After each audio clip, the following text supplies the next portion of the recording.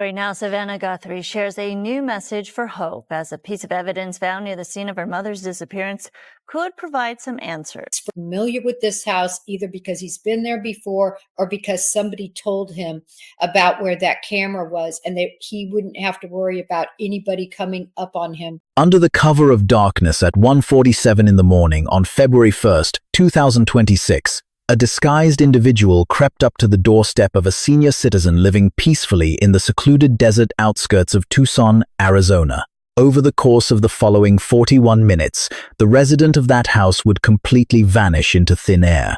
The horrifying crime scene detectives ultimately uncovered, featuring bloody spots by the entrance, a surveillance device torn down by force, a halted extortion plot, and unidentified genetic material absent from national records, morphed this investigation into a remarkably chilling and baffling modern enigma. We just received new video that actually shows this subject right here on the screen approaching the home of Nancy Guthrie. Even with a massive manhunt spearheaded by countless law enforcement officers sifting through thousands of civilian leads, the identity of the disguised prowler lurking on her patio is still a total mystery. However, to grasp exactly why this puzzle keeps authorities awake at night, we must rewind the clock to the seemingly normal evening right before her abduction, which was the very last time anybody laid eyes on Nancy. For over 50 years, she had called that exact same property in the Catalina foothills near Tucson her beloved home. Nestled in a tranquil desert subdivision, the house was surrounded by folks who cherished their calm nights, uninterrupted tranquility, and dependably boring daily routines, especially since the Catalina foothills region is famous for breathtaking vistas of the Santa Catalina Mountains, vast sandy vistas, and subdivisions widely regarded as the most secure places to live in southern Arizona. This was the exact type of neighborhood where folks rarely bothered to lock up their houses, and where violent offenses simply never came up in neighborly chats. Now 84, her daily pace had mellowed out tremendously from the busy years she spent raising kids and putting down roots in the Tucson area, leaving her with restricted physical movement and a total reliance on a medical implant to keep her heart ticking properly. On top of the cardiac implant, she needed a strict regimen of daily pills to stay alive and keep her cardiovascular system stable, a prescription routine her relatives made perfectly clear was absolutely mandatory for her survival. Skipping those vital pills for even a short weekend would cause her physical well-being to crash incredibly fast. Yet, in spite of these medical hurdles, the elderly matriarch stayed highly involved with her loved ones and faithfully stuck to her long-standing daily habits. Gathering around the table for supper, hanging out with her kids and grandkids, and showing up for Sunday services continued to be the highlights of her week. As the sun went down on January 31st, 2026, she headed over to her daughter Annie's place for a home-cooked meal, taking the quick 4-mile drive through the familiar foothills terrain. Relatives recalled that the gathering was totally uneventful in the best way possible, featuring a nice dinner, some light-hearted card matches, and plenty of joyous conversation exactly like they always enjoyed. Absolutely nothing felt off or dangerous about that family get-together. So right around 9:50 that evening, Annie's spouse, Tommaso Chion, safely chauffeured his mother-in-law back to her personal residence. Pulling up to the property, Tommaso kept his eyes on her as she strolled right through the garage door just like any other night, deliberately pausing his car to ensure she made it indoors without a hitch. Once the heavy bay door rolled securely shut, he drove off into the night, leaving behind what looked to be a perfectly serene street with absolutely zero reports of shady cars prowling the block. Not a single local resident caught wind of any commotion. And there wasn't a scratch or broken window to suggest a break-in, making it feel like just another boring, sleepy evening out in the Catalina foothills. Detectives, however, would eventually figure out that the exact second she stepped inside and the motorized door slammed shut was the last time anyone could actually verify she was still breathing. The dark events of the upcoming hours sparked an absolutely massive local manhunt and a colossal police probe unlike anything Tucson had ever experienced, instantly transforming a sleepy desert haven into the focal point of a nationwide puzzle that still leaves authorities scratching their heads. At precisely 1:47 in the morning, a shadowy intruder shattered the peace of the desert enclave by stepping onto the front stoop wearing a disguise, catching the entire Catalina foothills community fast asleep with their lights out and the streets dead quiet. Because this district is so insanely quiet after dark that a single car driving by turns heads, the intruder's relaxed, highly purposeful walk toward the front door indicated he had zero fear of being spotted by anyone. The prowler completely hid his face with a heavy winter balaclava, keeping his hands tucked inside dark gloves while sporting a black coat, lighter-colored trousers, and running shoes. Law enforcement agents reviewing the tape spotted what looked like a handgun holstered squarely on his chest while he hauled a 25-liter Ozark Trail backpack, a specific bag you can only buy at Walmart. When forensic video experts zoomed in on the clip, a deeply weird clue suddenly stood out to them. A tiny ray of illumination shot right out of the crook's mouth, leading professionals to guess he was biting down on a miniature flashlight to keep both hands available for work. Yet, instead of dodging the security lens, the guy marched straight up and peered right into it. His weird actions made it look like he was closely inspecting the gadget, likely trying to figure out if the tiny lens was actively capturing his every move. He quickly threw up a covered hand to blind the lens, then crouched down to yank handfuls of foliage from the nearby flower bed, using those ripped-up plants to purposefully block the camera's field of vision. To finish the job, the intruder grabbed the entire doorbell rig and forcefully tore it right off the brickwork, a calculated move that told the Tucson detectives working this kidnapping case that they were dealing with someone far beyond an average burglar. The guy moved with chilling precision and calm, making it brutally obvious that he fully expected to deal with surveillance tech long before he even stepped foot on the property. Video analysts noted that amateur crooks usually sprint away from security systems altogether, whereas perpetrators who try to physically smash the gear usually harbor a false belief that breaking the plastic will magically delete the digital recordings. Detectives immediately knew this guy had done his homework and mapped out the surveillance angles ahead of time, but he clearly failed to realize the device had already sent his image straight into the digital ether. During that critical 41-minute time frame, it turned out the homeowner had indeed mounted Google Nest devices around the perimeter, but she never paid for the premium cloud service required to keep those clips saved forever. Under regular circumstances, that lack of a paid plan means all footage auto-deletes incredibly fast, since tons of folks just use the free tier for simple ping notifications on their phones, completely unaware that skipping the monthly fee kills their chance at preserving crucial legal evidence. When it comes to a massive missing persons puzzle like this one, that tiny technical oversight can completely alter the course of justice. Fortunately, local cops partnered up with brilliant tech engineers over at Google to salvage scrambled bits of video that were scheduled for the trash bin but hadn't actually been wiped from the massive corporate servers yet.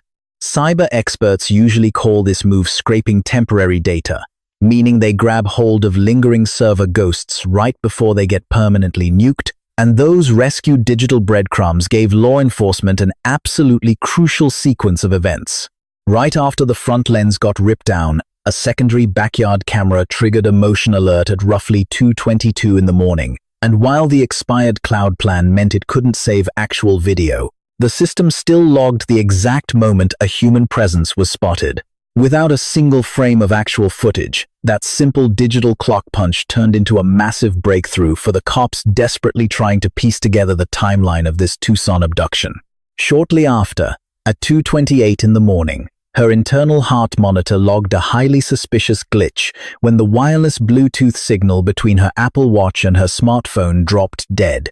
Since a standard wireless connection drops the second a device moves past the 30-foot mark, detectives instantly knew the elderly woman had been forcefully separated from her smartphone, especially since that phone, her purse, and her life-saving pills were discovered sitting untouched inside the residence.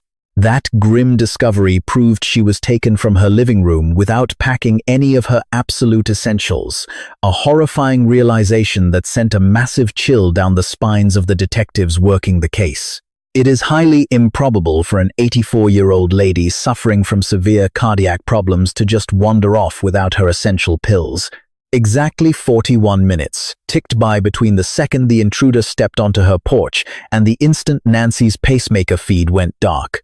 Detectives strongly suspect her fate was sealed during that incredibly tight time frame.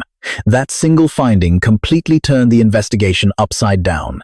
The next day, she had plans to catch a virtual Sunday mass alongside a close buddy. Skipping this regular hangout was highly unusual for her, since it was a cherished staple of her quiet existence out in the Catalina foothills.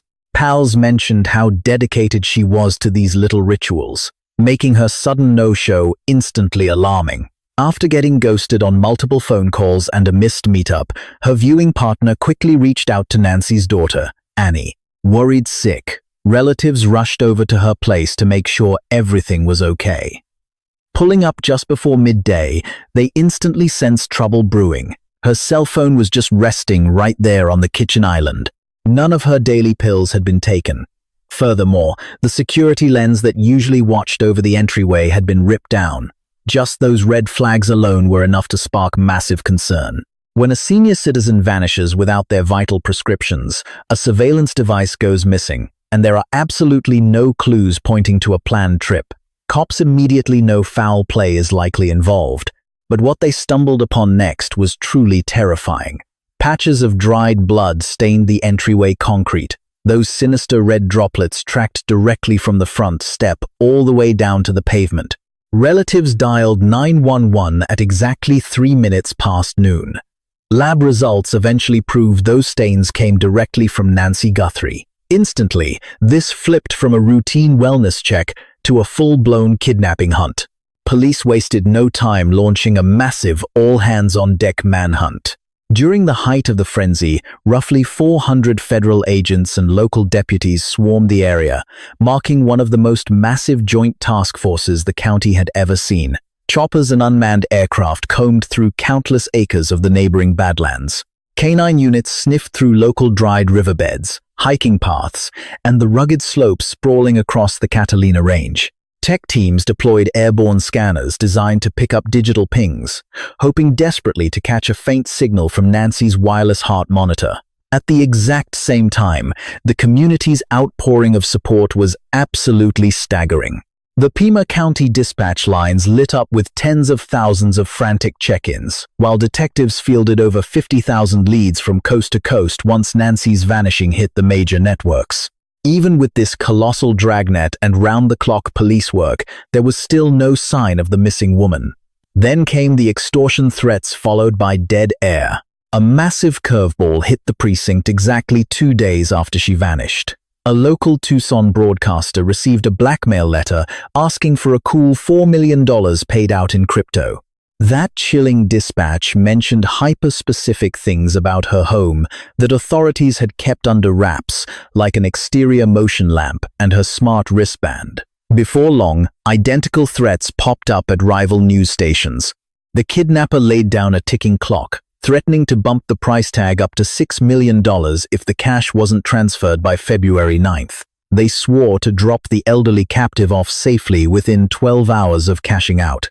But before the feds could even verify if these letters were legit, they busted a guy named Derek Keller all the way out in Southern California for blasting a bogus shakedown email to the victim's loved ones. That grifter ultimately confessed to watching the tragedy unfold on television and deciding to use their nightmare to make a quick buck. Though totally uninvolved with the actual crime, his sick stunt created a massive headache for cops who now had to scrutinize every single incoming threat to see if it was real. Pushed to the brink, the family went on record stating they were absolutely ready to fork over the cash. Working hand in hand with federal hostage experts, Savannah Guthrie recorded an emotional plea straight to the abductors. She begged them for a simple sign that her mom was breathing, making it clear that with today's deepfake technology, they desperately needed undeniable evidence of her survival. Time officially ran out on the clock. All $6 million sat waiting to be claimed. Yet, the mysterious figure who asked for the payout completely dropped off the map. The communication completely dried up, leaving behind zero drop-off details and zero evidence the captive was still breathing. That chilling radio silence forced detectives to face a terrifying thought. Maybe this was never a money grab to begin with. Still, a few physical clues might eventually blow the lid off this mystery. While digging deeper into the case, crime lab results from the house just muddied the waters even further. Biological traces left at the crime scene weren't a match for the missing woman or any of her regular visitors. The real kicker was that the swabbed sample contained a blend of genetic markers from multiple people, turning the lab work into an absolute nightmare.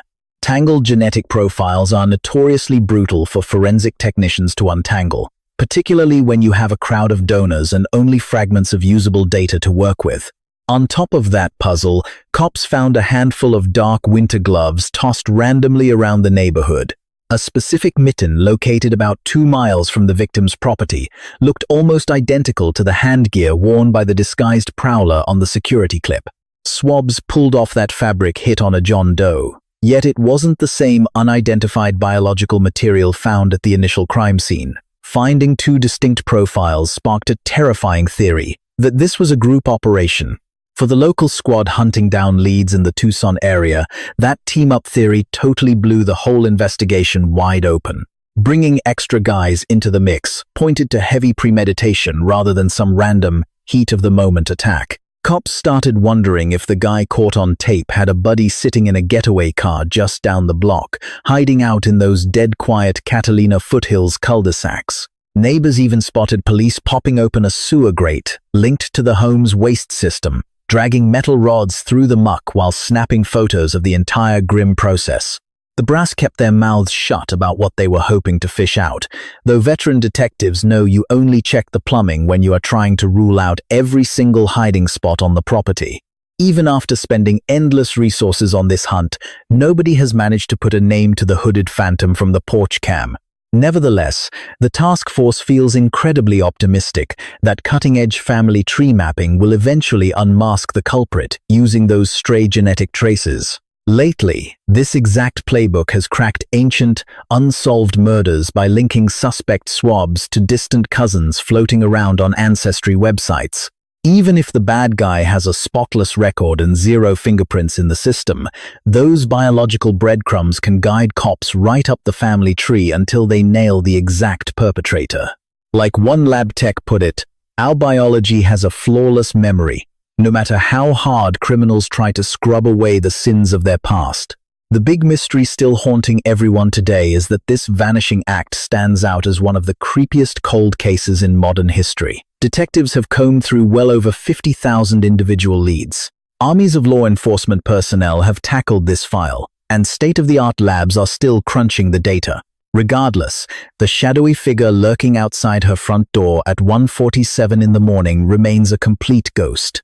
Authorities are convinced somebody out there holds the missing puzzle piece to those missing 41 minutes. So, how do you think this midnight nightmare actually went down? Drop your craziest theories down in the comment section. If you love diving down these intense true crime rabbit holes, go ahead and hit that subscribe button so you never miss another deep dive. The heartbreaking disappearance of Nancy Guthrie reminds us of a truth many people would rather ignore. Safety is never something we can take for granted. Even in the quietest neighborhoods, where doors are rarely locked and neighbors believe nothing bad could ever happen, danger can still find a way in. This tragedy teaches us that awareness, preparation, and community vigilance are not signs of fear, they are acts of care. Nancy was an elderly woman who lived a life built around family, faith, and routine. Her story highlights how vulnerable our loved ones can become with age. It is a powerful reminder that protecting the elderly is not only a responsibility for families, but for entire communities. A single overlooked detail, such as an inactive security system or a missed opportunity to check in, can sometimes make a critical difference.